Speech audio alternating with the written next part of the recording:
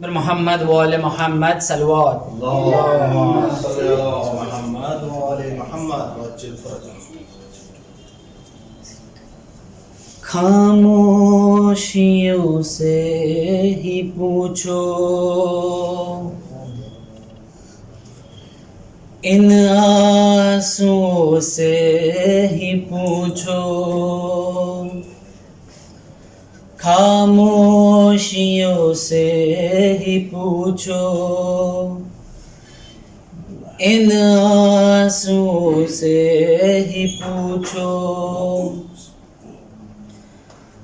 بڑے ظلم راہوں میں سہتی رہی ہے یتیمی کے تانے یہ سہتی رہی ہے نہیں مار ظالم تماچے اسے نہ کر اس کا جینا نہ کر اس کا دشوار جینا بہت رو چکی ہے سکینہ اللہ بہت رو چکی ہے سکینہ سفر میں یہ سوئی نہ زندان آ کر اجالا کیا ہے یہاں دل جلا کر پدر سے جو بچھڑی ہے عاشور کو سکون پا سکی پھر کبھی نہ بہت رو چکی ہے سکینہ اللہ بہت رو چکی ہے سکینہ ملا دست میں جب کہ بابا کا لاشا لپٹ کے پدر سے کیا خوب گریا وہاں پہنچی زینب تو شہ نے کہا سلا دو اسے جا کے بہنا بہت رو چکی ہے سکینہ اللہ بہت رو چکی ہے سکینہ رسن دے گئی ہے نشانی گلے پر ہے پیشانی زخمی جو کھایا تھا پتھر نشاں ہے تماچوں کے رخسار پر مصائب سے زخمی ہے سینہ بہت رو چکی ہے سکینہ اللہ بہت رو چکی ہے سکینہ کبھی اپنے بابا کے قاتل سے ڈر کر کبھی روئی زندہ میں تنہائیوں پر کبھی بولی زینب کہ اب گھر چلو ہوا ایک برس ایک مہینہ بہت رو چکی ہے سکینہ اللہ بہت رو چکی ہے سکینہ قیامت کی ایک رات ایسی بھی آئی قضا نے سکینہ کو لوری سنائی کہا رو کے سجاد نے اے پھوپھی کہ اب روئے گی پھر کبھی نہ، بہت رو چکی ہے سکینہ، اللہ بہت رو چکی ہے سکینہ۔ جو قبر سکینہ پہ روتے تھے قیدی، تو ان رونے والوں سے بانو یہ کہتی، ابھی تھک کے سوئی ہے زندان میں، جگانا اسے اب کوئی نہ، بہت رو چکی ہے سکینہ، اللہ بہت رو چکی ہے سکینہ۔ یہ کہتا ہے فرحان سے رو کے مظہر، جو قبر سکینہ پہ جانا برادر، وہاں مرثیہ جا کے کہنا یہی، بہت رو چکی ہے سکینہ، بہت رو چکی ہے سکینہ، اللہ بہت رو چکی ہے سکینہ۔ جناب سکینہ پہ ظلم ڈالنے والوں پر لعنت بے شمار۔ لا حول ولا قوة الا بالله العلی العظیم۔ اعوذ باللہ من الشیطان الرجیم، بسم اللہ الرحمن الرحیم۔ الحمد للہ رب العالمین، والصلاة والسلام علی اشرف الانبیاء والمرسلین، سیدنا و نبینا و شفیع ذنوبنا و طبیب نفوسنا مولانا مولا الکونین، امام المشرقین والمغربین، جد الحسن والحسین، حبیب الہ العالمین ابی القاسم محمد، وعلی البیت الطیبین الطاہرین المعصومین المظلومین المنتخبین المنتجبین، اما بعد، فقد قال رسول اللہ صلی اللہ علیہ وآلہ وسلم، زینوا مجالسکم بذکر علی ابن ابی طالب، اللہم صلی علی محمد وآل محمد وجل۔ عزیزان گرامی، عزادہ امام مظلوم کربلا، آج کی یہ مجلس بسلسلہ سید الشہداء اور شہداء کربلا کے اسما کی مناسبت رکھتی ہے۔ میں نے اس مجلس کے لیے پیغمبر اکرم حضرت محمد مصطفیٰ صلی اللہ علیہ وآلہ وسلم صلی علی محمد وآل محمد کی مشہور و معروف حدیث مبارکہ کہ جس کے اندر انہوں نے مجلس کا موضوع بیان کیا ہے۔ مجلس کے لیے پیغمبر نے ایک اصول بتایا ہے۔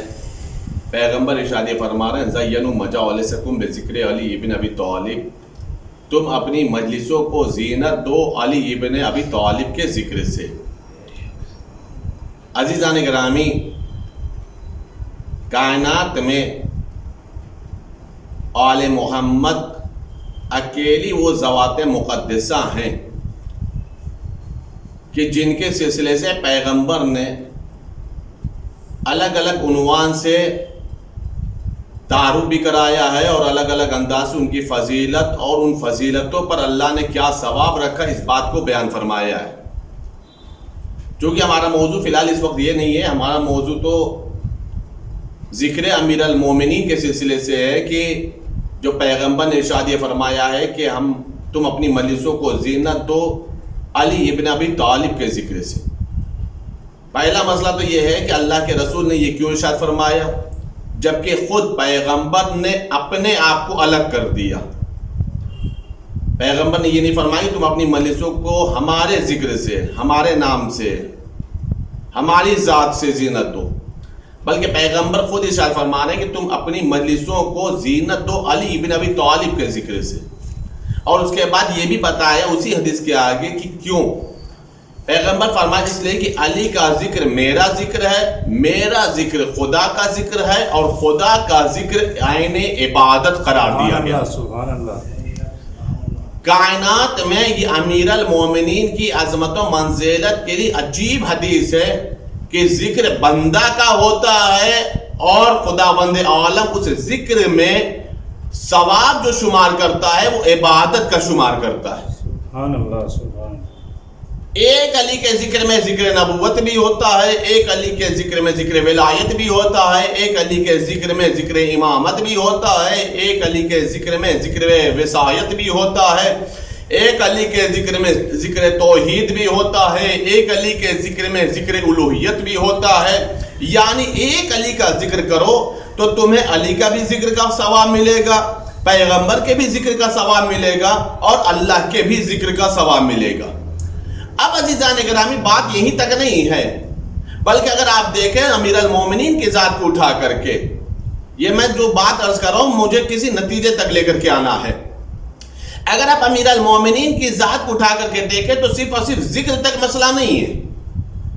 ام المومنین حضرت عائشہ فرماتی ہے کہ میں نے یہ دیکھا کہ پیغمبر کے پاس امیر المومنین کھڑے تھے، اور میں نے یہ دیکھا کہ میرے بابا یعنی ام المومنین حضرت عائشہ کے والد، انہوں نے یہ کہا کہ میں نے یہ دیکھا کہ میرے باپ لگاتار علی کے چہرے پر نگاہ روکے ہوئے، جسے یہ کہا جائے کہ پلک بھی نہ جھپکنے پائے۔ پیغمبر بھی بیٹھے ہوئے ہیں، جو صاحب علی کے چہرے پر نگاہ ڈال رہے ہیں ان کی بیٹی بھی موجود ہے، وہ خود راویہ ہیں، اور امیر المومنین پیغمبر کو دیکھ رہے ہیں، اور یہ ہیں جو امیر المومنین کو دیکھ رہے ہیں، اور اس انداز سے دیکھ رہے ہیں کہ پلک بھی نہیں جھپک رہی ہے، پلکیں بھی نہیں جھپک رہی ہیں، مسلسل ہیں جو علی کے چہرے کو دیکھے چلے جا رہے ہیں۔ روایت بتا رہی کہ امیر المومنین آئے اور چلے بھی گئے۔ ایک مرتبہ بیٹی نے باپ سے پوچھا، بابا جان آج میں نے آپ کو ایک عجب کیفیت میں دیکھا، میں نے یہ دیکھا کہ آپ مسلسل علی کے چہرے کو دیکھے جا رہے تھے، ابو الحسن کے چہرے کو دیکھے جا رہے تھے، اس کی کیا وجہ تھی؟ ایک مرتبہ انہوں نے فرمایا، بیٹی کیا تو نے رسول اللہ کی یہ حدیث نہیں سنی ہے؟ النظر الی وجہ علی ابن ابی طالب عبادت، علی کے چہرے کی طرف دیکھنا بھی عبادت قرار دیا گیا ہے۔ سبحان اللہ سبحان اللہ۔ عزیزان گرامی ذکر علی عبادت، چہرہ علی کو دیکھنا عبادت، علی کے ذکر کے ذریعے سے مجلسوں کو زینت دینا یہ عبادت۔ اب ظاہر سی بات ہے بات بھی پیغمبر نے یہیں پہ نہیں روکی ہے، ایک مقام پہ فرمایا ذکر علی عبادت، علی کا ذکر عبادت، ایک مقام پہ فرمایا النظر الی وجہ علی ابن ابی طالب عبادت، علی کے چہرے کی طرف دیکھنا عبادت ہے، ایک مقام پر فرمایا کہ اپنی مجلسوں کو زینت دو علی کے ذکر سے، اس لیے کہ علی کا ذکر میرا ذکر ہے، میرا ذکر خدا کا ذکر ہے، اور خدا کا ذکر عبادت ہے۔ یہ تین الگ الگ حدیثیں ہیں، تین الگ الگ موقع کے اوپر ہیں، ایک ساتھ پیغمبر نے حدیثوں کو ارشاد نہیں فرمایا، توجہ چاہ رہا ہوں، لیکن پیغمبر نے اس کے بعد ایک حدیث اور ارشاد فرمائی، حب علی ابن ابی طالب عبادت، علی کی محبت بھی عبادت ہے، علی کی محبت ہی عبادت ہے۔ لفظوں کو غور کریے گا، علی کی محبت ہی عبادت ہے، چہرے کا دیکھنا عبادت، ذکر عبادت، مجلسوں کو زینت دینا عبادت۔ اب اس کے بعد مسئلہ آیا علی کی محبت عبادت۔ دل چاہتا اللہ کی بارگاہ، اللہ کے رسول کی بارگاہ میں عرض کروں، یا رسول اللہ جب ذکر آپ نے عبادت کہہ دیا تھا اس میں بھی علی آ گئے تھے، جب آپ نے چہرے کو دیکھنے کی عبادت قرار دیا تھا اس میں بھی علی ہی کا چہرہ تھا، جب مجلسوں کو زینت دینے کی بات آئی تھی تو اس میں بھی ذکر علی تھا۔ تو یہ آپ کو الگ سے یہ کہنے کی ضرورت کیا پڑ گئی کہ علی کی محبت عبادت ہے؟ توجہ چاہ رہا ہوں، عجب جی رسول جواب دے تمہیں معلوم نہیں ہے، ممکن ہے کبھی ایسا دور بھی آئے اور آیا ہے، میں پوری تاریخ کی ذمہ داری سے جملہ عرض کر رہا ہوں، ممکن ہے کبھی ایسا دور بھی آئے کہ جہاں پر نام علی لینا جرم قرار دے، جہاں پر ذکر علی پر پابندی لگ جائے۔ ایک دور ایسا بھی آئے گا کہ جس وقت علی تمہارے سامنے موجود نہیں ہوں گے، علی ہوں گے لیکن ظاہری طور پہ موجود نہیں ہوں گے، تو ظاہر سی بات ہے جس زمانے میں نام علی لینا مشکل ہوگا، جس زمانے میں نام علی رکھنا اپنے بچوں کے لیے مجرم ہو جائے گا، جرم ہو جائے گا، جس وقت ذکر علی کرنا مشکل ہو جائے گا، ایسی حالت میں کبھی کوئی انسان یہ نہ کہہ دے ہم علی کے ذکر سے محروم ہو گئے، ہم علی کے چہرے سے محروم ہو گئے، اتنی عبادتوں سے ہم محروم ہو گئے۔ ہم نے ان لوگوں کے لیے اسی لیے اصول دے دیا ہے، اگر تمہارے اوپر کبھی تقیہ کا دور آ جائے، کبھی تمہارے پر ظلم و تشدد کا دور آ جائے، کبھی تمہارے اوپر کوئی ظالم مسلط ہو جائے اور حالات اتنے خراب ہو جائیں کہ تم نہ ہی ذکر علی کر سکو، زمانہ تمہیں اتنا دیر میں لے آئے کہ تم علی کے چہرے کو نہ دیکھ سکو، نہ تم ذکر کر سکو، نہ مجلس علی برپا کر سکو، اور نہ ہی تم علی کے چہرے کو دیکھ سکو، تو پھر بھی پریشان نہ ہونا، مایوس نہ ہونا، بس اپنے قلب میں علی کو بسا تو سکتے ہو، علی کی محبت کو اپنے قلب میں جگہ دے دو گے، خداوند عالم اس محبت علی پر بھی ثواب دینے کی ضمانت دیتا ہے۔ سبحان اللہ، سبحان اللہ۔ غور فرمان عزیزان گرامی، اور یہ تاریخ کے ہے بھی، حقیقت بھی ہے کہ ایک دور ایسا بھی آیا بنی امیہ اور بنی عباس کے زمانے میں کہ جہاں پر نام علی لینا جرم تھا، جہاں پر لوگ اپنے بچوں کا نام علی اور حسین نہیں رکھ سکتے تھے، جہاں پر کھلے عام مجلس امام حسین نہیں ہو پاتی تھی، جہاں پر کھلے عام مجلس امیر المومنین نہیں ہو پاتے تھے، وہ دور دور تقیہ تھا۔ اس وقت ان لوگوں نے اپنے نام کو پوشیدہ رکھا، ایمان کو پوشیدہ رکھا، لیکن قلب میں علی کو بسا کے رکھا، قلب میں علی کو بسا کے رکھا تاکہ ہم اس عبادت سے محروم نہ ہونے پائیں، اللہ ہمیں اس عبادت کا ثواب سے کبھی محروم نہ کرے۔ عزیزان گرامی، اب یہ بھی ایک مسئلہ ہے کہ آخر اللہ کے رسول نے ذکر علی کو بھی عبادت قرار دیا، محبت علی کو بھی عبادت قرار دیا، چہرہ علی کو دیکھنا بھی عبادت قرار دیا، اور اس کے بعد مجلس کو زینت کے لیے بھی اصول بتایا کیا ہے، تم علی کے ذکر سے اپنی مجلسوں کو زینت دو۔ اگر عالم اسلام صرف اور صرف یہ 4 حدیث کو یاد رکھتی، ذکر علی، زینوا مجالسکم، حب علی، النظر الی وجہ علی ابن ابی طالب، اگر یہ 4 حدیث کو بھی عالم اسلام یاد رکھے تو یہ جو ہمارے اوپر اعتراض ہوتا ہے کہ تم لوگ ہر مجلس میں علی ہی علی کرتے ہو، تمہاری کوئی مجلس خالی نہیں ہوتی ہے کہ جس میں تم علی علی نہ کرو، قسم خدا کی یہ اعتراض کبھی نہ ہوتا، اس لیے کہ یہ جو ہم علی علی ہر مجلس میں کرتے رہتے ہیں، نہیں لفظوں کو بدل کے کہوں کہ اٹھتے بیٹھتے سوتے جاگتے اپنی حق کو، اپنی زبان کو، اپنی نشست کو، اپنی مجلسوں کو جو نام علی، ذکر علی سے جو ہم زینت دیتے ہیں، یہ ہم جذبات کی بنیاد پر نہیں کرتے ہیں بلکہ رسول کی اطاعت کی بنیاد پہ کرتے ہیں۔ سبحان اللہ، بے شک رسول کی اطاعت کی بنیاد پہ کرتے ہیں کہ رسول نے کہا ہے، رسول نے حکم دیا ہے کہ تم اپنی مجلسوں کو زینت دو علی کے ذکر سے۔ اس میں ہمارے جذبات شامل حال نہیں ہیں بلکہ اطاعت رسول شامل حال ہے۔ ہم حکم رسول کی پیروی کے تحت ہر مجلس میں کہیں پر بیٹھیں، اٹھیں، سوئیں، جائیں، جاگیں، کسی کی بھی مجلس ہو، ہم ذکر علی کا ہی کرتے ہیں۔ اچھا یہ بھی آپ یاد رکھیں عزیزان گرامی، آپ یہ نہ سمجھیں کہ جو ہم علی کا ذکر کرتے ہیں تو وہ صرف علی ہی کا ذکر ہوتا ہے، یہ بھی ایک مسئلہ ہے۔ اگر ہم مولا امیر المومنین کا ذکر کر رہے ہیں تو وہ صرف امیر المومنین کا ذکر نہیں ہوتا، ایک فرد کا ذکر نہیں ہوتا، ایک ذات کا ذکر نہیں ہوتا۔ پہلی دلیل تو وہی ہے جس کو میں نے سرنامہ سخن بنایا کہ علی کا ذکر میرا ذکر خدا کا ذکر، یعنی ایک ذات میں 3 ذاتوں سمیٹ کے آ جاتی ہے۔ سبحان اللہ، ایسا لگتا ہے جیسے پورا قرآن ہے جو نقطے میں سمٹ جاتا ہے۔ سبحان اللہ، سبحان اللہ۔ غور فرما عزیزان کریں، پہلا مسئلہ تو یہ، لیکن بات یہیں تک نہیں ہے۔ ایک علی کے فضائل کو پڑھنے میں ہم کبھی کبھی ذات علی ہی نہیں محدود ہے، اس لیے کہ امیر المومنین کو مخاطب کر کے پیغمبر نے جملہ ارشاد فرمایا ہے۔ اتفاق یہ بھی ہے کہ یہ بھی پیغمبر کی حدیث ہی ہے، اور وہ بھی طویل حدیث ہے، اور اس حدیث کو الگ الگ کئی طریقے سے مورخین نے بیان کیا، الگ الگ انداز سے۔ اور کمال یہ ہے کہ علماء تشیع اور علماء اہل سنت دونوں نے ان حدیثوں کو لکھا ہے. ابھی تک میں نے جتنی بھی حدیثوں کو بیان کیا تمام علماء نے لکھا. پیغمبر نے ارشاد فرماتے ہیں اگر کوئی شخص آدم کو ان کے علم میں دیکھنا چاہے, نوح کے ان کے تقوی میں دیکھنا چاہے, ابراہیم کے ان کے خلت میں دیکھنا چاہے, عیسیٰ کے ان کے زہد میں دیکھنا چاہے, ایوب کے ان کے صبر میں دیکھنا چاہے, یوسف کے ان کے حسن میں دیکھنا چاہے, اور میرے تمام کمالات میں اگر وہ دیکھنا چاہتا ہے تو اسے چاہیے وہ علی بن ابی طالب کو دیکھے, جس میں آدم کا علم بھی ہے, نوح کا تقوی بھی ہے, موسیٰ کی ہیبت بھی ہے, ابراہیم کی خلت بھی ہے, عیسیٰ کا زہد بھی ہے, ایوب کا صبر بھی ہے, یوسف کا حسن بھی ہے, میرے پورے کمالات ہیں.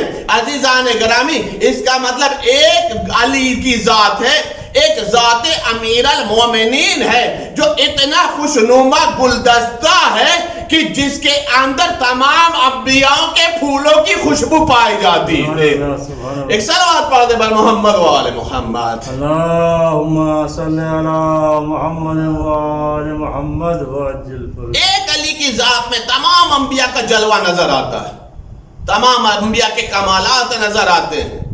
یہ تمام انبیاء کے کمالات کا نظر آنا خود اس بات کی دلیل ہے کہ جب ذکر علی ہوتا ہے تو صرف ذکر علی نہیں ہوتا, ذکر آدم بھی ہوتا ہے, ذکر نوح بھی ہوتا ہے, ذکر ابراہیم بھی ہوتا ہے, ذکر موسیٰ, عیسیٰ, جتنے بھی انبیاء ہیں خود سرکار خاتم النبیین کا ذکر ہوتا ہے. اللہ نے ایک علی کو بنایا اور اتنے کمالوں کا مجموعہ قرار دیا, اس کمال پہ پہنچایا. اب ایک سوال اور بھی عرض کر دوں عزیزان گرامی, کبھی کبھی ہو سکتا ہے انسان یہ سوچے کہ آخر علی کی ذات کو یہ مرکزیت کیوں ملی, علی کی ذات کو پیغمبر نے یہ محور کیوں قرار دیا. مجلس کے لیے بھی زینت علی کا ذکر ہو گیا, ذکر علی کو عبادت بھی قرار دیا, حب علی کو بھی عبادت قرار دیا, امیر المومنین کے چہرے کو دیکھنا بھی عبادت قرار دیا, اور ایک علی کی ذات میں اللہ کے رسول نے تمام انبیاء کے صفات کا ذکر کر دیا. ایک بات یاد رکھے عزیزان گرامی, ہر انسان اس بات کو اپنے اوپر غور و فکر کرے گا تو انشاءاللہ تعالی اپنے آپ کو سنوارنے کی کوشش کرے گا. اللہ نے ہر انسان کو دو چیزیں عطا فرمائی ہیں, ایک ہے صورت اور ایک ہے سیرت. لیکن صورت اللہ نے بنا دی ہے, اس میں کسی کو قیل قال کرنے کی ضرورت نہیں ہے کہ کیسی صورت ہے. لیکن جو سیرت ہے وہ اللہ نے بندوں کو اختیار دیا ہے, اور جو بندوں کو اختیار دیا ہے تو ایسے ہی دے بھی نہیں دیا, بلکہ اس اختیار کے لیے بھی اللہ نے نمونہ عمل بنایا, نمونہ عمل بنایا, اور نمونہ عمل کے ساتھ جہاں ذاتوں کو دکھایا ہے وہیں راستے بھی دکھائیں. قرآن کریم کی آیت ہے اِنَّا هَدَيْنَاهُ السَّبِيلَ إِمَّا شَاكِرًا وَإِمَّا كَفُورًا, ہم نے تمہیں ہدایت کے راستے دکھا دیے, چاہے اختیار کر کے شاکر بن جاؤ, چاہے انکار کر کے کافر بن جاؤ. اس کا مطلب کیا ہوا, ہدایت کا راستہ اللہ نے دکھایا ہے. ہم سورہ الحمد کی تکرار میں مسلسل یہ جملہ کہتے ہیں اهْدِنَا الصِّرَاطَ الْمُسْتَقِيمَ, اے میرے معبود تو ہمیں صراط مستقیم پر قائم رکھ. حالانکہ اس میں بھی ایک ترجمہ ہوتا ہے میرے معبود تو ہمیں صراط مستقیم دکھا دے. دونوں ترجمہ اپنی جگہ پر صحیح ہے, اس میں کسی کو کہنے کی ضرورت نہیں کہ ترجمہ صحیح ہے, یہ ترجمہ غلط ہے. جس نے راستہ صراط مستقیم کا دیکھ لیا ہے وہ اللہ کی بارگاہ میں دعا کرتا ہے مجھے قائم رکھ. سبحان اللہ سبحان اللہ. اور جس نے ابھی تک صراط مستقیم نہیں دیکھا ہے وہ دیکھنے کی دعا کرتا ہے دکھا دے. غور فرما رہا. سبحان اللہ. تو جو صراط مستقیم ہے, جو اللہ نے ہدایت کا راستہ دکھایا ہے, وہ اللہ نے قرآن میں ذکر کیا ہے. اچھا سیدھا سیدھا راستہ بھی طے نہیں ہو سکتا کہ یہ انسان فیصلہ کر لے یہی صراط مستقیم ہے, یہ صراط مستقیم ہے. اس کے لیے بھی ایک چیز چاہیے تھی کہ کچھ ایسی ذات ہونا چاہیے جن کی بنیاد پر یہ پتہ چل سکے کہ یہی لوگ صراط مستقیم ہیں, یہی لوگ صراط مستقیم ہے. دیکھیے امیر المومنین کی ذات کو مرکزیت کیوں بنایا, اس بات کو آپ محسوس کریے گا. وہ لوگ صراط مستقیم یہ طے ہونا چاہیے. تو یہ بھی سورہ الحمد نے ہی طے کر دیا. صرف یہ نہیں کہ اہدنا الصراط المستقیم ہمیں صراط مستقیم دکھا دے، بلکہ خود اللہ نے معین بھی کیا صراط الذین انعمت علیہم، وہ لوگوں کا صراط، ان لوگوں کا سیدھا راستہ جن پر تو نے اپنی نعمتیں نازل فرمائی. سبحان اللہ سبحان اللہ. یعنی تم اپنے سے طے نہ کر لینا یہ صراط مستقیم ہے یہ صراط مستقیم ہے، نہیں، بلکہ ہم تمہیں ایک اصول دے رہے ہیں، ہم تمہیں ایک معیار دے رہے ہیں. معیار کیا دیا ہے؟ انعمت علیہم، جن پر ہم نے نعمتوں کو نازل کیا ہے. اس کے برعکس اللہ نے فوراً ایک یہ بھی بتا دیا تاکہ تم گمراہ نہ ہو جاؤ، غیر المغضوب علیہم ولا الضالین، ان لوگوں کے راستے کے اوپر نہیں کہ جن پہ تو غضبناک ہوا ہے، جو گمراہ ہوئے. یعنی دو راستے تو پتہ چلے گئے. ایک راستہ وہ ہے کہ جن کے اوپر نعمتیں تمام ہوئیں، جن پہ اللہ نے نعمتیں نازل کی ہیں، اور ایک وہ لوگوں کا راستہ جن پر اللہ غضبناک بھی ہوا ہے، جو لوگ گمراہ بھی ہو گئے ہیں. حالانکہ مفسرین نے لکھا بھی ہے کہ یہاں پہ ظالم سے مراد یہودی اور عیسائی ہیں، لیکن ایک سیدھی سی بات یہ ہے کہ سب کو یہودی اور عیسائی کو گمراہ کرنے کے لیے نہیں آ رہا، اور نہ سب یہی طے کر کے بیٹھ جائیں کہ شیطان نے عہد کر لیا ہے، اللہ کو دے دیا چیلنج، میرے معبود میں صراط مستقیم پر بیٹھ جاؤں گا اور تیرے بندوں کو گمراہ کروں گا. اللہ نے انتظام بھی تو کیا ہے نا. اگر شیطان گمراہ کر رہا ہے تو رحمان نے ہدایت کا سلسلہ بھی رکھا ہے، اور جو ہدایت کا سلسلہ رکھا اس میں یہ بھی کہا ہے کہ ہم ان لوگوں کے راستے پہ چلیں جن پر اللہ نے نعمتیں نازل کی ہیں، ان لوگوں کے راستے پہ نہیں جو گمراہ ہو گئے ہیں، جو ان پر اللہ نے غضب نازل کیا ہے. اگر ہم صراط مستقیم پر چلیں گے، ان کے راستے پہ چلیں گے جن پر اللہ نے نعمتیں نازل کی ہیں، تو ہوگا کیا؟ قرآن آواز دے رہا، تم شاکر بندے کہلاؤ گے، شکر کرنے والے بندے کہلاؤ گے. اور شکر کا تقاضا یہ ہے کہ جب کسی نعمت پہ شکر کیا جاتا ہے تو اللہ نے قرآن میں وعدہ کیا ہم تمہاری نعمتوں میں اضافہ بھی کریں گے.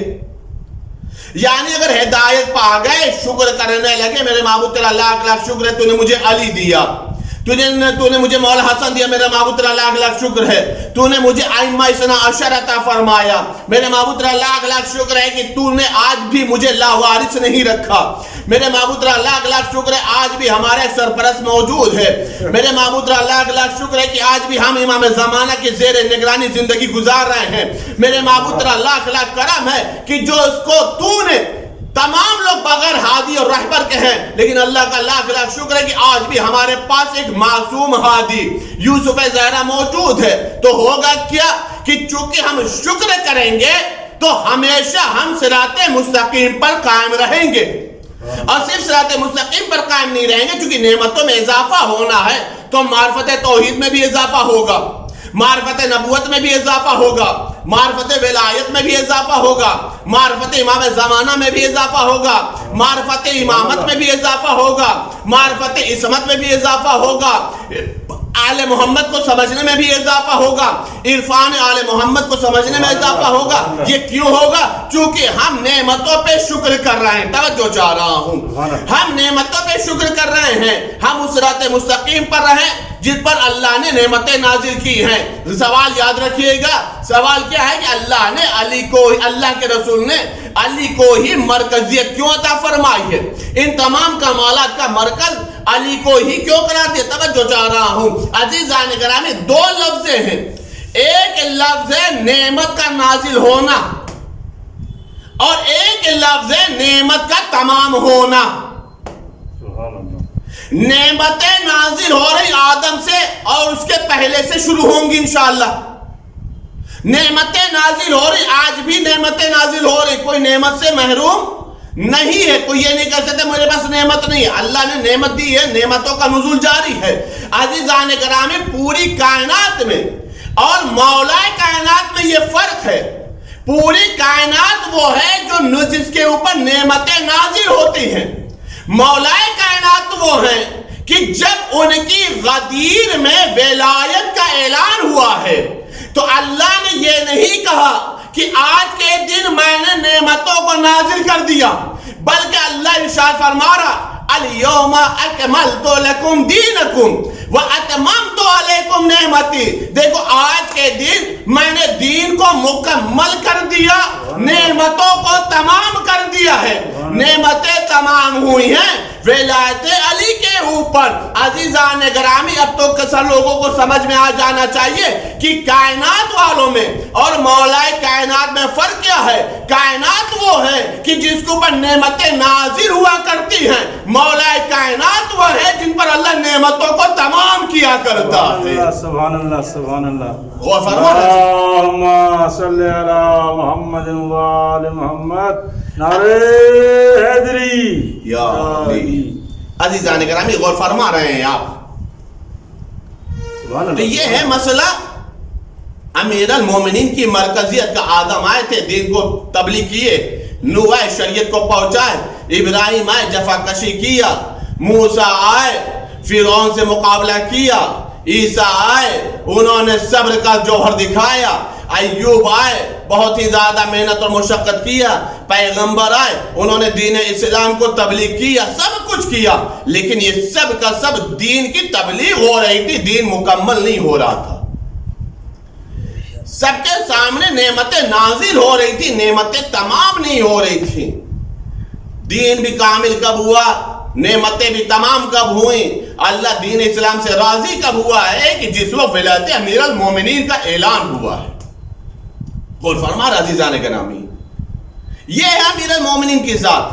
اب بات یہ ہو رہی کہ سورت اللہ نے دیا، سیرت ہمیں بنانا ہے، تو سیرت کے لیے اللہ نے راستہ دکھا دیا۔ کس کا راستہ ہے؟ جن پہ نعمتیں تمام ہوئی ہیں، جن پر اللہ نعمتوں کو نازل کرتا ہے، ان کو تم اختیار کر لو تو تم شاکر بندے کہلاؤ گے۔ پہلا مسئلہ، انکار کر دیا، کفر کر دیا، قبول نہیں کیا تو نتیجہ کیا ہوگا؟ کافر بندے کہلاؤ گے، کفران نعمت کرنے والے کہلاؤ گے۔ اللہ نے آل محمد جو ہم لوگوں کو عطا فرمایا، صرف ہم لوگوں نے دیا، کائنات کو ہے۔ فرق یہ ہے کہ خوش قسمتی ہے کہ ہم نے قبول کیا ہے، لوگوں نے انکار کیا ہے۔ آل محمد کے قبول کرنے میں ہم لوگوں نے جو قبول کیا، ہم نے ان پر احسان نہیں کیا ہے، یہ ہم نے اپنی شرافت کا اظہار کیا ہے، اپنی نجات کا اہتمام کیا ہے، اپنی آخرت کے بخیر ہونے کا سرمایہ فراہم کیا ہے۔ غور فرمان عزیزان گرامی، جب ہمیں اپنے لیے اچھی سیرت بنانا ہے تو اس کے لیے ایک اچھا کردار چاہیے، اور اچھے کردار کی جب بات ہوتی ہے تو آل محمد سے اچھا کردار کسی کے پاس نہیں۔ دلیل کیا ہے؟ دیکھیں، سب سے بڑی کردار کی تعریف یہ ہوتی ہے کہ دشمن تعریف کرے۔ سب سے بڑے کردار کا کمال یہ ہے کہ دشمن تعریف کرے۔ آپ ہماری تعریف کریں، ہم آپ کی تعریف کریں، یہ کمال نہیں۔ مومن کی تعریف نہیں کرے گا تو کون کرے گا؟ یہ کمال نہیں ہے۔ کمال یہ ہے کہ ہمارا دشمن ہماری تعریف کرے، تو یہ کردار کی بلندی، کردار کا کمال ہے۔ سوچنے والی بات ہے کہ 25 سال امیر المومنین کو خلافت سے دور رکھا گیا ہے، تو کوئی دشمنی رہی ہوگی تبھی تو۔ پیغمبر نے فرمایا تھا، پیشن گوئی کی تھی، یا علی لوگوں کے دلوں میں تمہارے سلسلے سے کینے ہیں، اور یہ کینے کب ظاہر ہوں گے؟ میرے بعد۔ یہ لوگوں کے دلوں میں کینے کیوں پیدا ہو گئے؟ یہ کینے پیدا ہوئے بدر کا بدلہ، احد کا مسئلہ، تو یہ تھا کافرین اور مشرکین کا معاملہ۔ اس کے بعد ہو گئی خیبر، تو یہودی کے بھی دلوں میں کینہ پیدا ہو گیا۔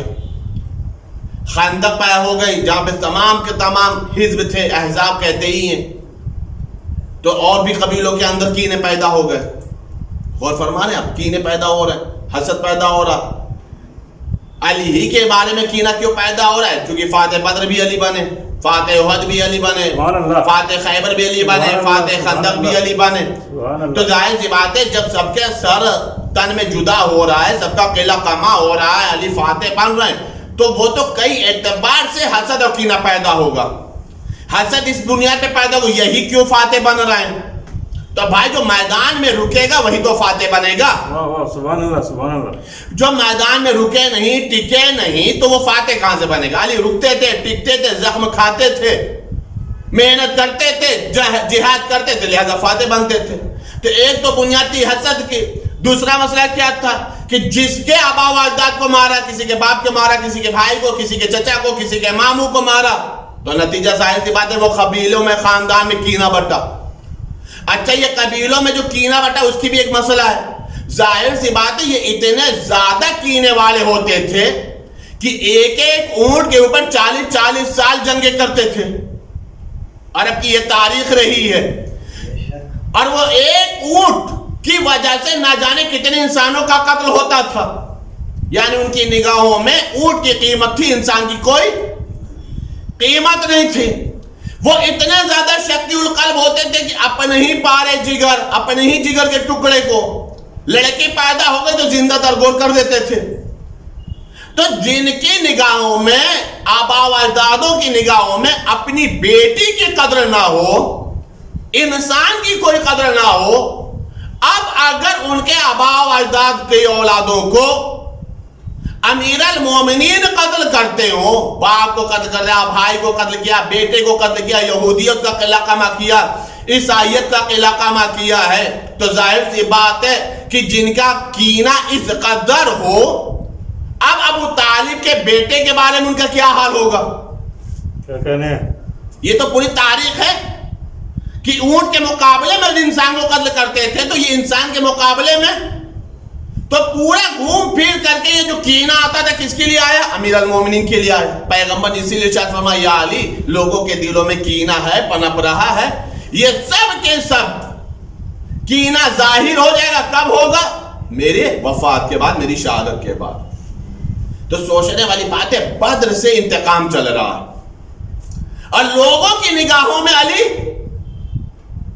اچھے اعتبار سے نہیں دیکھے جا رہے، اس لیے کہ علی نے ان کے آبا و اجداد کو، ان کے باپ داداؤں کو قتل کیا۔ توجہ چاہ رہا ہوں، اب ایسی حالت میں بدر ہو گئی ہے، احد ہو گئی ہے، ایک جنگ ہوئی ہے جسے کہتے ہیں جنگ خندق۔ کردار وہ اچھا ہے کہ جس کی تعریف دشمن کرے۔ بدر بھی مشرکین سے ہوئی ہے، احد بھی کافرین اور مشرکین سے ہوئی ہے، اور احزاب بھی کافرین سے ہوئی ہے۔ یعنی یہ تین جنگیں کافرین سے ہیں، مشرکین سے ہیں، بدر، احد اور خندق۔ تو بدر کا کینہ موجود ہے، احد کا کینہ موجود ہے، اب آ گئی ہے خندق۔ تاریخ بتا رہی ہے خندق اس جنگ کو کہتے ہیں جسے تمام گروہ تھے۔ یاد رکھیے گا سوال کہ کمال وہ ہے، کردار وہ ہے کہ جس کی تعریف دشمن کرے۔ بدر کا کینہ ہے علی کے دل میں، لوگ علی سے حسد کر رہے ہیں۔ احد کے مسئلے میں علی سے لوگ حسد کر رہے ہیں، لوگوں کے دلوں میں علی کی دشمنی پنپ رہی ہے۔ خندق اس کے اوپر ہو گئی۔ تاریخ بتاریخ خندق اس جنگ کا نام ہے کہ جس میں جہاں تمام گروہ آئے تھے کافرین کے، اس میں کل کفر بھی آیا تھا۔ کل کفر کون تھا؟ عامر ابن عبدود عامری، یہ کل کفر تھا۔ تاریخ یہ بتا رہی ہے کہ ایک مرتبہ پیغمبر نے جناب سلمان فارسی کے مشورے کی بنیاد پر تین طرف سے خندق کھودوا دی، اسی لیے اسے جنگ احزاب کے ساتھ ساتھ جنگ خندق بھی کہا جاتا ہے۔ کیوں؟ اس لیے کہ فارس کے اندر اور ایران کے اندر مقابلہ دشمن سے کرنے کے لیے یہ آسان ہوتا تھا کہ تین طرف سے سیفٹی ہو گئی، ایک طرف سے آمنے سامنے سے مقابلہ ہوگا۔ پیغمبر کو مشورہ پسند آ گیا، خندق کھودوا دی گئی۔ روایت بتا رہی کہ ایک جگہ خندق تھوڑا تنگ تھی، کسی تنگ دل نے کھودا ہوگا، تو نتیجہ یہ ہوا کہ خندق تنگ تھی۔ وہاں پر عمرو ابن عبدود گھوڑے پر بیٹھ کر کے، جمپ لگا کر کے، عبور کر کے خندق کی اس طرف آ گیا۔ آیا ہی صرف نہیں بلکہ اس نے خیمہ رسول پہ نیزہ بھی مار دیا، اور نیزہ مارنے کے بعد کہا کون ہے جو میرے مقابلے میں آئے، اور پھر خود ہی اسلام کا درس بھی دینے لگا کہ آ جاؤ میرے مقابلے میں، دونوں طرف سے جنت تمہاری ہے، مار دو گے تو غازی کہلاؤ گے، مر جاؤ گے تو شہید کہلاؤ گے۔ غازی کے لیے بھی جنت ہے، شہید کے لیے بھی جنت ہے۔ لیکن روایت بتا رہی کوئی نہیں گیا، بلکہ تاریخ یاد لکھتی لوگ سر جھکا کے ایسے بیٹھے تھے جیسے سروں پر پرندہ بیٹھا ہو۔ روایت یہ بتا رہی ہے کہ جب تین مرتبہ پیغمبر نے بار بار کہا کون ہے جو اس کے مقابلے میں جائے، کون ہے جو اس کے مقابلے میں جائے، تو بار بار امیر المومنین کھڑے ہوئے، یا رسول اللہ میں جاؤں۔ ایک شخص نے یہاں تک کہہ دیا یا رسول اللہ یہ 1000 جوانوں کے برابر ہے، یعنی جو اگر کوئی ہمت کرنا بھی چاہتا تو آپ हिम्मत नहीं कर सकता था। रिवायत बता रही अमीर अल मोमिनीन पहुंचे। किरदार देखिएगा अज़ीज़ान गिरामी, किरदार वो हो जिसकी तारीफ दुश्मन करे। रिवायत ये बता रही कि एक मर्तबा अमीर अल मोमिनीन पहुंचे थे, एक जुमला का वापस चला जा। उसने कहा मैं नहीं जाऊंगा। कहा क्यों नहीं जाएगा तू? कहा इसलिए अगर मैं यहां से चला गया तो मेरे कबीले की औरतें हंसेंगी कि तू मैदान से भाग आया। यानी काफिर को मालूम है कि मैदान से भागने पे जिल्लत होती है, ओहद के मुसलमानों को शायद मालूम ना था।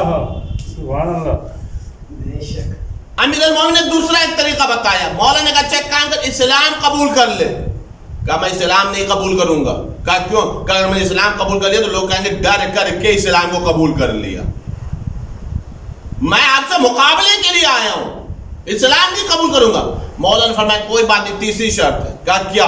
कहा तीसरी चीज में से एक बात तुझे मान ले। पहला तू वापस चला जा, नहीं गया, इस्लाम कबूल कर ले, उसने इस्लाम भी कबूल नहीं किया। कहा तीसरी एक ही बची। कहा क्या? कहा मैं पैदल हूं, तू घोड़े पर है, तू नीचे उतर जा। उतर गए। रिवायत बताई मौला ने फरमाया है कि तू वार कर ले, तू वार कर ले, इसलिए कि अगर अब अली ने वार किया तो फिर तू बचने के लायक नहीं रहेगा, वार करने की मोहलत भी नहीं मिलेगी। रिवायत बताओ उसने जितने भी हर्ब और ज़र्ब के फनून थे सारे इस्तेमाल कर लिया और नतीजा ये कि अली ने सारे वारों को रोक लिया। और जब सब वार अली ने रोक लिया तो मतलब अब अमीर अल मोमिनीन ने कहा मेरे वार को संभाल। अब जब जंग हो रही थी मतलब तो अमीर अल मोमिनीन उसके सीने पे सवार हो गए। जैसे ही अली सीने पे सवार हुए तो तारीख ये लिख रही है कि उसने लोहा पे दहन थूका। लेकिन अज़ीज़ान गिरामी मैं इस जुमले को मान नहीं पाता हूं, मैं कबूल नहीं कर पाता हूं, मेरा ज़हन इसको मानने को तैयार नहीं होता। वजह यह है कि जब मौत भी गले पर आ जाए तो गला सूख जाता है, थूकने की ताकत ही नहीं होती। अब दूसरी बात यह है कि अम्र के सीने पे मौत नहीं, अली सवार थे जिसमें ताकत ही नहीं थी। और तीसरा मसला एक और भी है कि अगर कोई ये मान भी ले कि लोहा पे दहन थूका था तो कसम खुदा की मैं ये कभी नहीं मान पाता हूं कि अली के चेहरे तक उसका लोहा पे दहन पहुंचा होगा। का क्यों? इसलिए कि कुल्ले कुफ्र का लोहा नजीस है, अली कुल्ले ईमान है, अली तौहीद का मिज़ाक है। रिवायत बताए जैसे ही अली उसके सीने पे सवार हुए और उसने ये अमीर अल मोमिनीन की शान में गुस्ताखी की है, जैसा कि मौरखीन लिखते हैं, तो अली उतर गए। और जब अमीर अल मोमिनीन उतरे हैं तो एक मर्तबा लोगों ने कहा या रसूल अल्लाह, ये अली ने क्या किया? अच्छा खासा कब्जा कर लिया था, उसको जेर कर दिया था, उसके सीने पे सवार हो गए थे और फिर भी अली उतर गए। एक मतलब रिवायत बता रही अली पैगम्बर उनके सवालों को सुना और सुनने के बाद का इत्मीनान रखो, इत्मीनान रखो। अब अमीर अल मोमिनीन ने दोबारा हमला किया और हमला करने के बाद रिवायत ये बता रही कि एक मर्तबा अली ने उसके सरोतर में जुदाई कर दी। सवाल ये है कि किरदार ऐसा हो जिसकी तारीफ दुश्मन भी करे। रिवायत बता रही कि जब सरोतर में जुदाई किया है तो अब अमीर अल मोमिनीन फातह खंदक बन के एक हाथ में तलवार, एक हाथ में अम्र का कटा हुआ सर लिए हुए पैगंबर के पास है और इस अंदाज में आए कि लोगों ने कहा या रसूलल्लाह देख रहे अली तकब्बुर के अंदाज में आ रहे हैं। पैगंबर ने फौरन जवाब दिया अली की इसी शान को देखकर अल्लाह वज्द में है, अल्लाह की ये शान, अल्लाह को और अली की ये शान पसंद है। बात मुकम्मल हो गई, खंदक मुकम्मल हो गई, अम्र खत्म हो गया, कुल्ले कुफ्र का खात्मा हो गया, अली फातिह खंदक बन गए। लेकिन जब अम्र के मरने की खबर अम्र की बहन को पता चली है और आई थी अम्र के लाशे के ऊपर, तो क्या देखा? लाशा सलामत है, ज़ेरा सही है, जिस्म पर लिबास मौजूद है, ज़ेरा की कड़ियां मौजूद हैं, तलवार उसकी मौजूद है। रिवायत के जुमले ये हैं कि एक मर्तबा फौरन ही अम्र की बहन ने जुमला का ये बताओ मेरे भाई अम्र का कातिल कौन है? तो लोगों ने सोचा अगर अली का नाम लेंगे तो ये भड़ास निकालेगी। उसने कहा अबू तालिब के बेटे अली ने तुम्हारा कत्ल किया है। एक मर्तबा फौरन से एक जुमला का वाकई तेरा भाई, मेरा भाई, मैं आई थी तेरे ऊपर रोने के लिए, लेकिन मैं तेरे ऊपर रोऊंगी नहीं बल्कि मैं तेरे कातिल की शराफत का कसीदा पढ़ूंगी। वाह वाह वाह वाह वाह। میں تیرے قاتل کے علی کا قصیدہ پڑھوں گا. واقعاً تیرا قاتل کتنا شریف تھا, نہ اس نے تیرے لاش کی توہین کی, نہ ہی اس نے تیری زرہ کو اتارا, نہ اس نے تیرے لباس کو اتارا, نہ اس نے تیری تلوار کو لیا, نہ ہی تیرے جنازے کو اس نے برہنہ کیا. واقعاً تیرا قاتل ایک شریف انسان ہے. سبحان اللہ سبحان اللہ. بھائی کردار وہ ہونا جس کی تعریف دشمن کرے. علی کی تعریف وہ کر رہی ہے کہ جس کے بھائی کو علی نے قتل کیا ہے.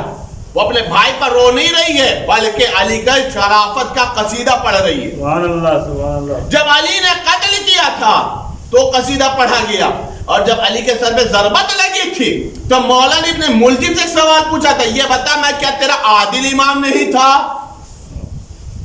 میں کیا تیرا اچھا امام نہیں تھا. اس نے برجستہ ایک جملہ کہا, جس کی قسمت میں جہنم ہو بھلا اسے کون بچا سکتا ہے. عزیزان گرامی, ابن ملجم نے اپنے جہنمی ہونے کا اعلان کیا تھا, امیر المومنین کی فضیلت کا انکار نہیں کیا تھا. اور فرمان عزیزان گرامی, کردار ایسا ہو کہ جب علی قتل کرے تو بھی قصیدہ پڑھا جائے, اور جب علی کو قتل کیا جائے تو بھی قاتل بھی علی کا قصیدہ پڑھے.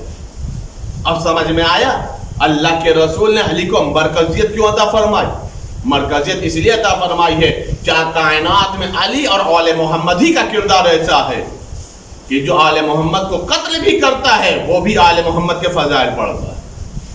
سبحان اللہ. اس سے اچھا کردار کیا ملے گا, اس سے اچھا کردار کیا ملے گا. عزیزان گرامی, کمال کی بات ہے کہ جن کا کردار اتنا اچھا ہو, جن کا ذکر عبادت, جن کی محبت عبادت, جن کے چہرے کو دیکھنا عبادت. کمال کی بات یہ ہے کہ لوگوں نے ان کمالوں کی قدر نہیں کی, ان باکمال شخصیتوں کی قدر نہیں کی.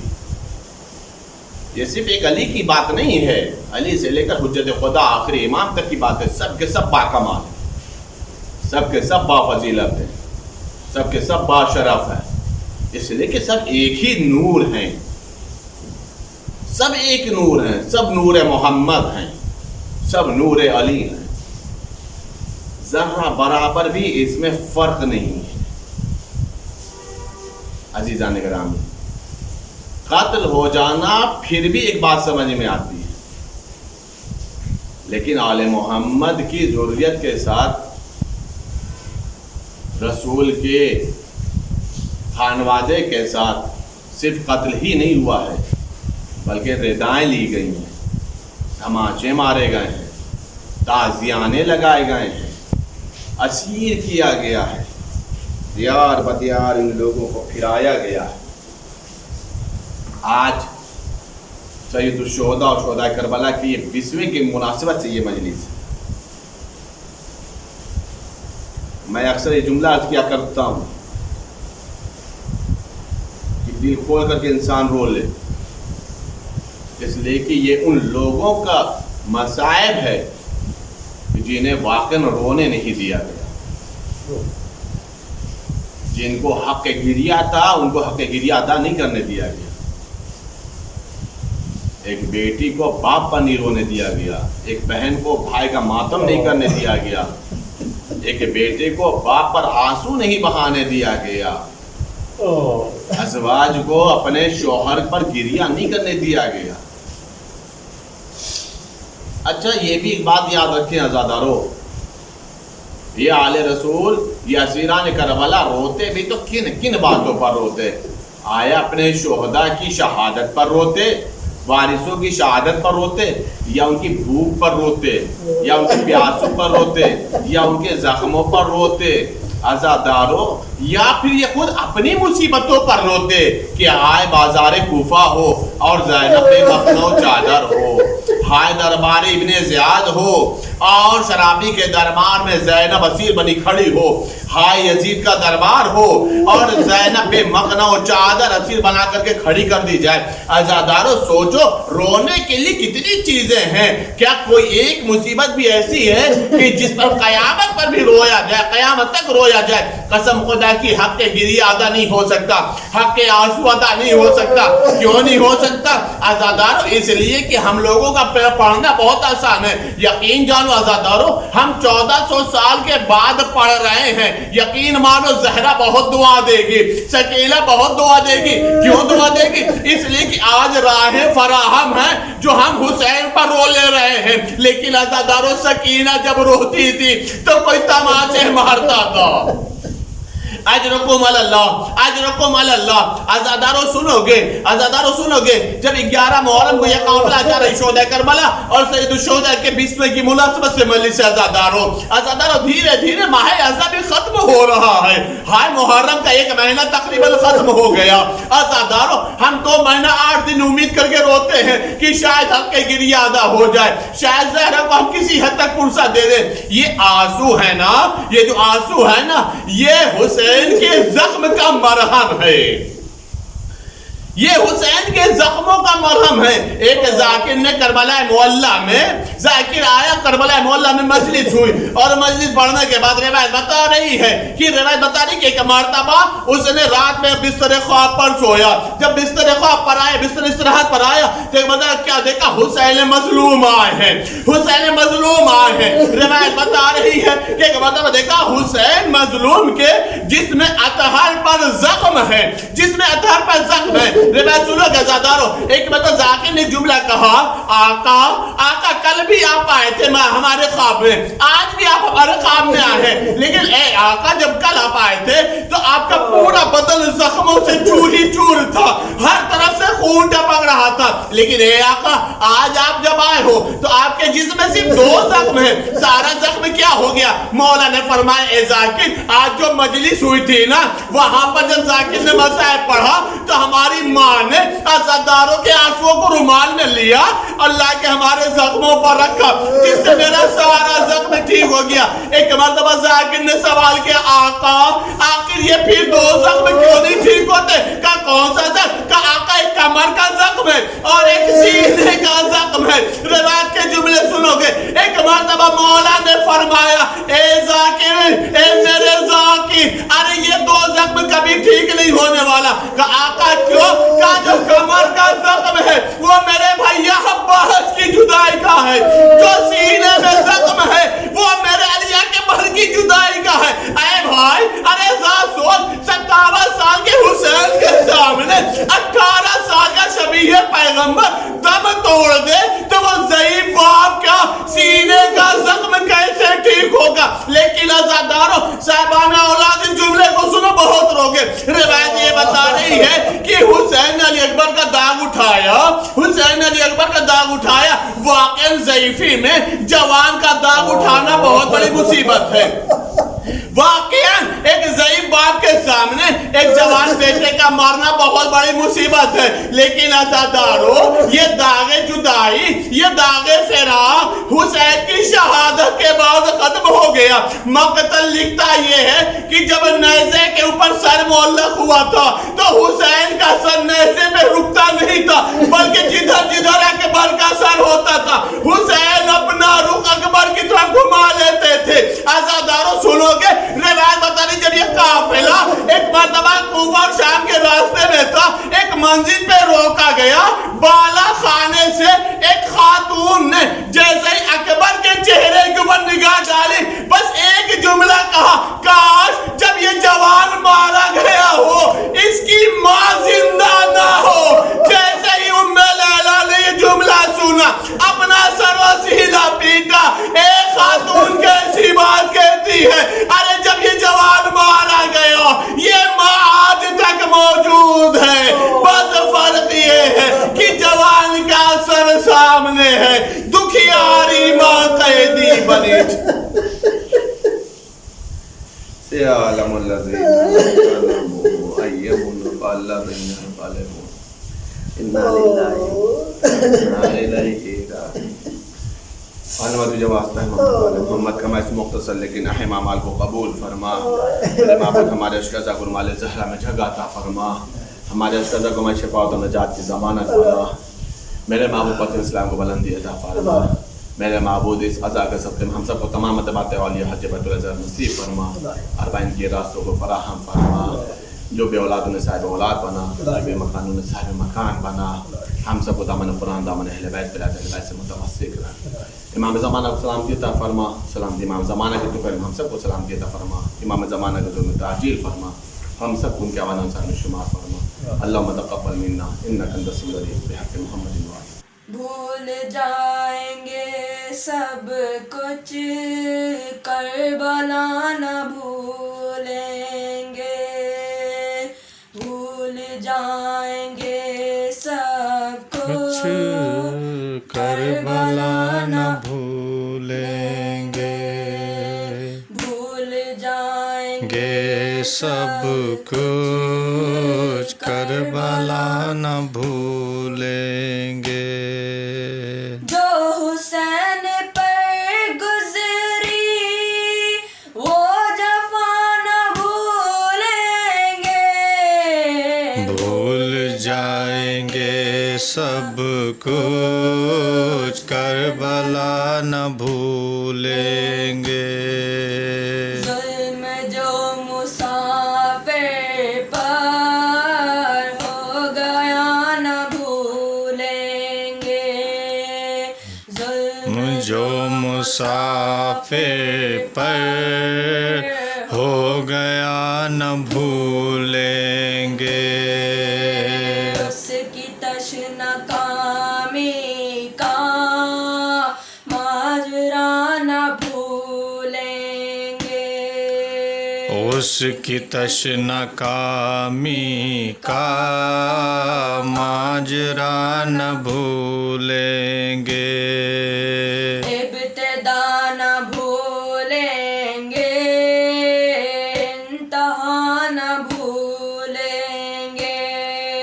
ابتدا نہ بھولیں گے انتہا نہ بھولیں گے.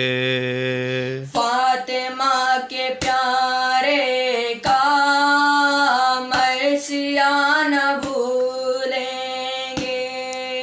فاطمہ کے پیاروں کا مرثیہ نہ بھولیں گے. جو حسین پر گزری وہ جفا نہ بھولیں گے. بھول جائیں گے سب کو کربلا نہ بھولیں گے. بھول جائیں گے سب کچھ کربلا نہ بھولیں گے. کیا وہ غم کا افسانہ بھولنے کے قابل ہے. کیا وہ غم کا افسانہ بھولنے کے قابل ہے. کیا وہ قافلہ پیاسا بھولنے کے قابل ہے. کیا وہ قافلہ پیاسا بھولنے کے قابل ہے. کیا فرات کا پہرا بھولنے کے قابل ہے. کیا فرات کا پہرا بھولنے کے قابل ہے. قتل عام عطرت کا بھولنے کے قابل ہے. قتل عام عطرت کا بھولنے کے قابل ہے. جو حسین پر گزری وہ جفا نہ بھولیں گے. بھول جائیں گے سب کو کربلا نہ بھولیں گے، بھول جائیں گے سب کچھ، کربلا نہ بھولیں گے۔ جس زمیں پہ دم توڑا وارث پیمبر نے، جس زمیں پہ دم توڑا وارث پیمبر نے، ہر قدم پہ تڑے پایا شامیوں کے لشکر نے، ہر قدم پہ تڑ پایا شامیوں کے لشکر نے، آخری اذان دی تھی جس فضا میں اکبر نے، آخری اذان دی تھی جس فضا میں اکبر نے، لی جہاں کنگڑائی تیر خاک اصغر نے، لی جہاں پہ انگڑائی تیر کھا کے اصغر نے، جو حسین پر گزری وہ جفا نہ بھولیں گے، بھول جائیں گے سب کچھ، کربلا نہ بھولیں گے، بھول جائیں گے سب کچھ، کربلا نہ بھولیں گے۔ زیارت وارثہ۔ السلام علیکہ یا ابا عبداللہ، السلام علیکہ یا ابن رسول اللہ، السلام علیکہ ورحمۃ اللہ وبرکاتہ، السلام علیکہ یا وارث آدم صفوۃ اللہ، السلام علیکہ یا وارث نوح نبی اللہ، السلام علیکہ یا وارث ابراہیم خلیل اللہ، السلام علیکہ یا وارث موسیٰ کلیم اللہ، السلام علیکہ یا وارث عیسیٰ روح اللہ، السلام علیکہ یا وارث محمد حبیب اللہ، السلام علیکہ یا وارث امیر المؤمنین، السلام علیکہ یا ابن محمد المصطفیٰ، السلام علیکہ یا ابن علی المرتضیٰ، السلام علیکہ یا ابن فاطمۃ الزہراء، السلام علیکہ یا ابن خدیجۃ الکبریٰ، السلام علیکہ یا سار اللہ وابن سارہ